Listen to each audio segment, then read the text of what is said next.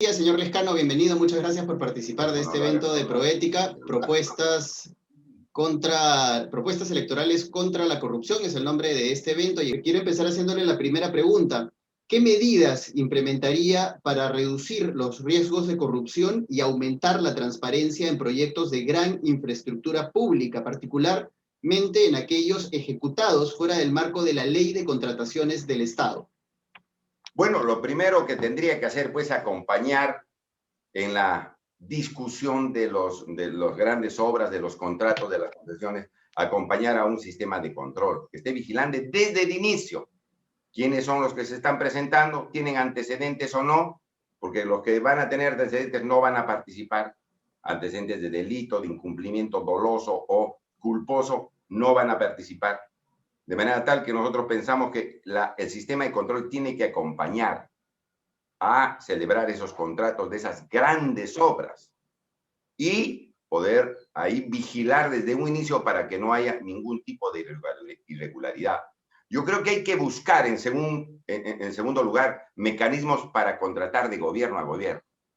Las grandes obras que necesita el Perú, contratación de gobierno a gobierno, porque lamentablemente la experiencia que tenemos en el Perú, contratar empresas, ¿qué hacen las empresas? Quieren hacer adendas, quieren que se les aumente los recursos que se han pactado desde el inicio, ¿no? Retrasan las obras y lamentablemente nos dejan a veces obras botadas.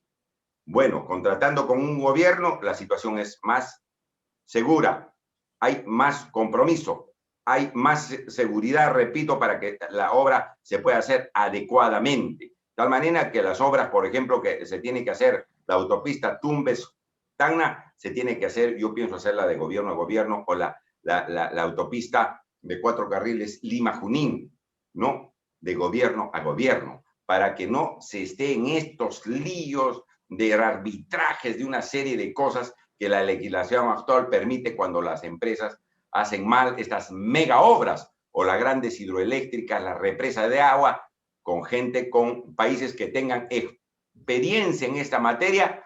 Nosotros queremos de todas maneras hacerle con estos mecanismos.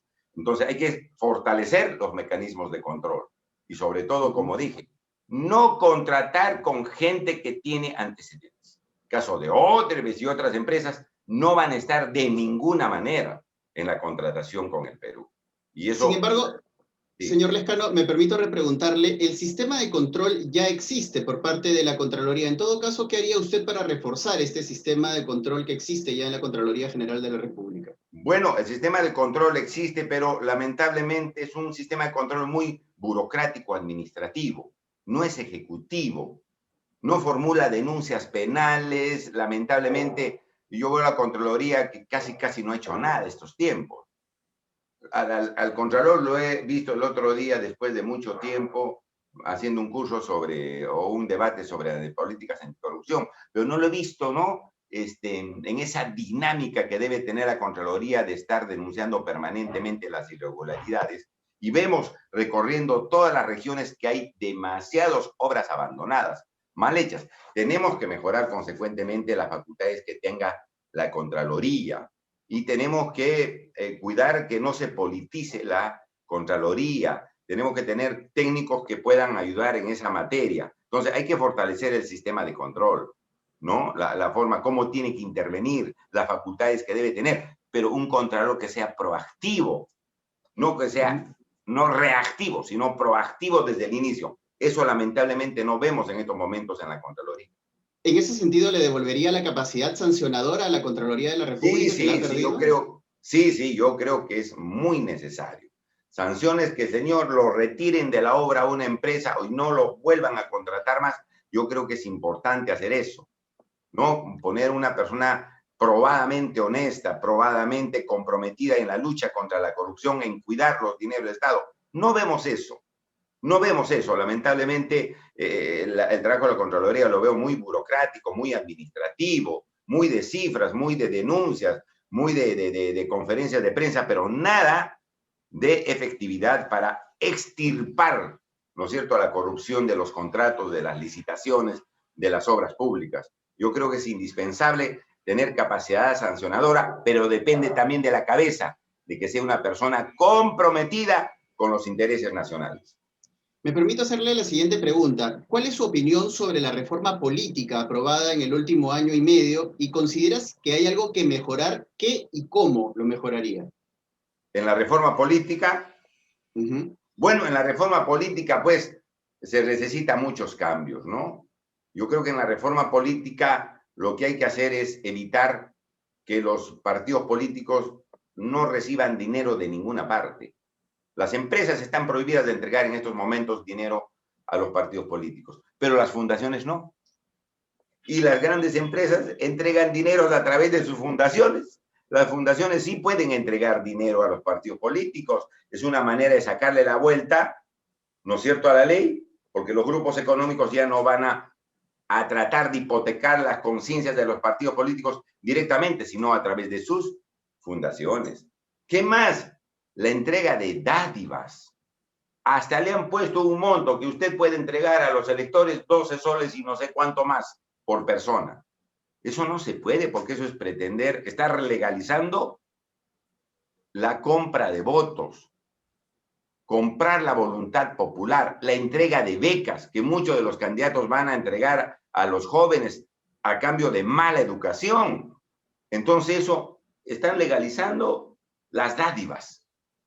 Debería ser como antes. El que entrega dádivas se va de la competencia electoral, aunque sea el último día, para que no se pretenda utilizar el poder económico para tratar de comprar la voluntad del pueblo. Eso me parece terrible.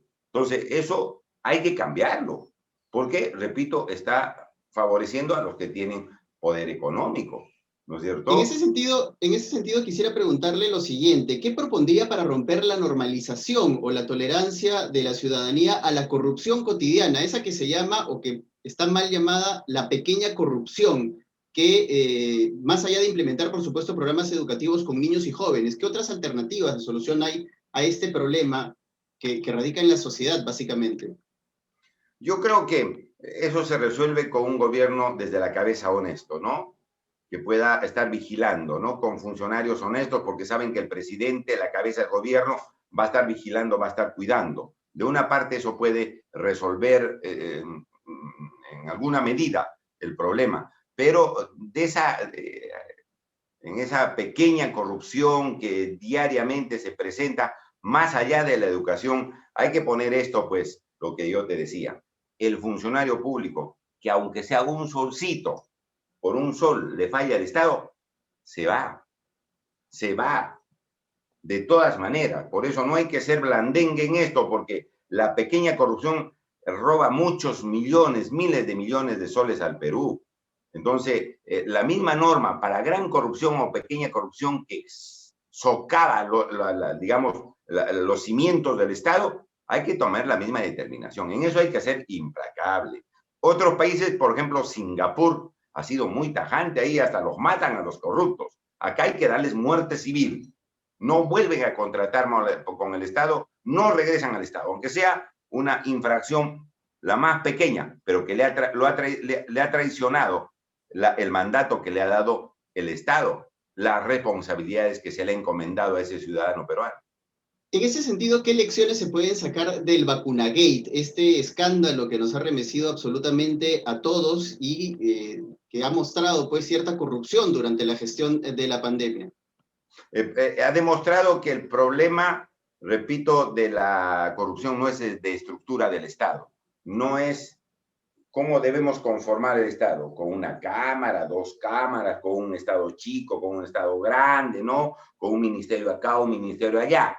No, el problema que tenemos en el Perú son de seres humanos, de personas, de hombres y mujeres que han entrado al gobierno y lo han traicionado. Es un problema de valores.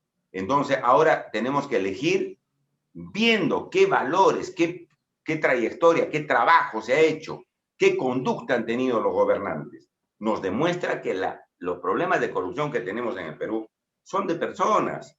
Elegimos malos gobernantes, gente que no tiene trayectoria, gente que aparece de un momento al otro, aventureros, que pretenden ser la revolución en el Perú, que pretenden, dice, reivindicar los valores en el Perú, que son más bien gente que es prácticamente la antítesis de la buena política.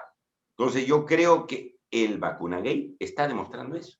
Gente que, ¿no?, distinguidos políticos que salían en los canales de televisión, en los medios de comunicación, resaltaban sus cualidades, entre comillas, pero eran unos filibusteros, fariseos de la política, que lo único que hacían es robarle al Perú. Eso demuestra que han estado en las grandes esferas a gente que le ha traicionado mucho, y demuestra que el problema de la corrupción y el problema del Perú en el gobierno son la calidad de personas que han...